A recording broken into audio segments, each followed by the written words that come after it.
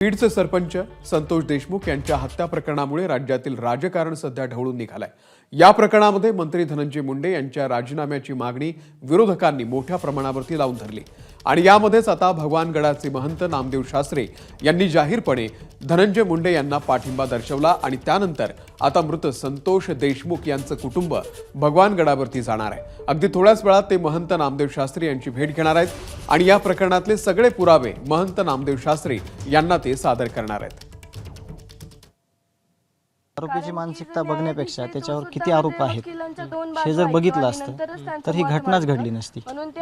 वेळीच ह्या लोकांना ज्यांनी पोषलेलं आहे, हे लोक ज्या ऑफिसमध्ये बसतात, ज्या फोटोचा आधार घेतात, जे फोटोवर गाडीवर फोटो टाकतात, त्या लोकांची मानसिकता खरं तर बघणं अपेक्षित होतं।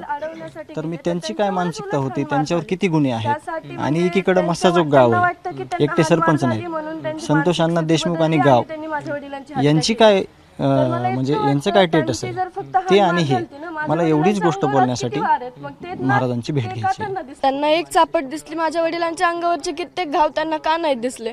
त्यांना तर किती हाल करून मारलं। म्हणून आम्हाला एक वाटतं की न्यायाधीश जरी असला तरी तो दोन्ही वकिलांच्या बाजू ऐकून घेतो आणि नंतर सुनावणी करतो। या केसमध्ये करायचंय काय? फक्त आम्हाला त्यांनी म्हणजे आम्हाला एवढं वाटतं की त्यांनी एकदा तरी आमची बाजू ऐकून घ्यायला हवी होती आणि नंतर वक्तव्य करावं। एबीपी माझा, उघडा डोळे बघा नीट।